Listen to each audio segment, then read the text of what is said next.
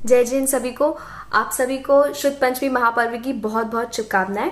अब आज समझते हैं शुद्ध पंचमी पर्व क्या होता है। शुद्ध मतलब जिनागम, जिनवाणी, आगम, शास्त्र। शास्त्र से हम समझते हैं कि जैन धर्म में देव, गुरु और शास्त्र का बहुत महत्व है।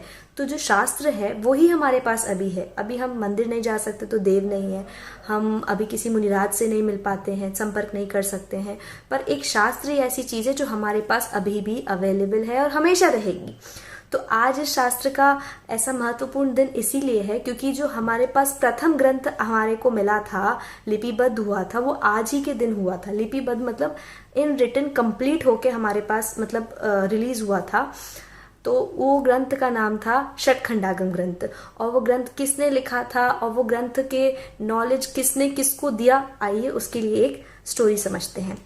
तो क्या होता है, भगवान महावीर ने जो उनका ज्ञान था, वो दिव्य ध्वनि में जो उनका भगवान महावीर का ज्ञान था, उन्होंने वो ज्ञान जब बोला तो वो गणधर ने सुना, एक्सेप्ट किया, समझा। गणधर होते हैं मुनिराजों की हाईएस्ट कैटेगरी, ठीक है। फिर वो गणधर ने उस ज्ञान को आगे लोगों को मतलब आगे और को बताया। तो जो अंतिम केवली थे उन्होंने उसको समझा। अंतिम केवली जम्बू स्वामी थे। जम्बू स्वामी के बाद उस ज्ञान को किसी और को जाना था, तो वो ज्ञान मुनिराजों में धरसेन आचार्य को सबसे पहले मिला।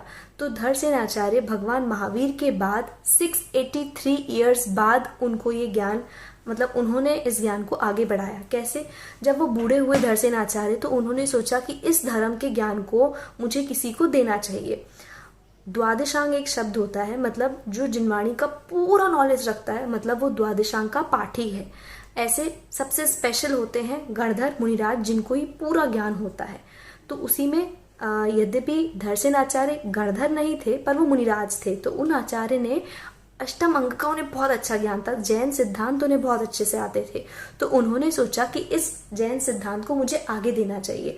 तो उन्होंने उस टाइम एक स्वप्न देखा जिसमें उन्हें 2 बैल दिखाई दिए, सफेद बैल।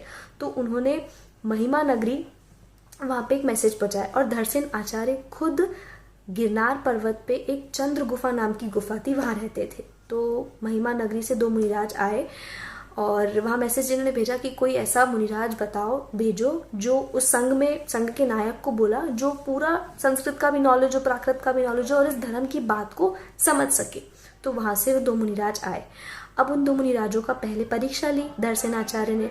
तो उन 2 शिष्यों का नाम था जो आए, एक नरवाहन और एक सुबुद्धि, जो कि आगे जाके प्रसिद्ध होते हैं आचार्य पुष्पदंत और भूतबली नाम से। फिर धरसेन आचार्य ने उन दोनों शिष्यों को 2 श्लोक दिए। एक श्लोक दिया, श्लोक बोल रही, सूत्र दिए। दोनों सूत्रों में उन्होंने एक सूत्र में एक अक्षर अधिक था और एक सूत्र में एक अक्षर कम था। और दोनों मुनिराजों को बोला कि आप इस सूत्र की विद्या सिद्ध करो, मतलब बार बार उसको पढ़ो, स्मरण करो और आपको एक रिद्धि प्राप्त होगी जिसमें आपको देवियां प्रकट होंगी, दिखाई देंगी आपके ज्ञान में। तो उन्होंने बोला ठीक है हम करते हैं। जब उन्होंने उस दोनों शिष्यों ने उस सूत्र को बार बार पढ़ा तो उसके बाद उनको स्मरण में देवियां प्रकट हुई, वो एकदम कुरूप सी। एक देवी की एक आंख कम थी और एक देवी का दांत बाहर निकले हुए थे। तो जिस सूत्र में एक्स्ट्रा शब्द था उनकी देवियां के दांत बाहर निकले थे, और उस देवी जिसका एक अक्षर कम था उनकी देवी का एक आंख भी कम थी। तो वो दोनों समझ गए कि कुछ तो गड़बड़ है इस सूत्र में। फिर उन्होंने उस सूत्र को पढ़ के करेक्ट किया और उसमें समझ के सही किया। फिर वापस से उसका स्मरण किया तो एकदम सुंदर देवियां प्रकट हो गई।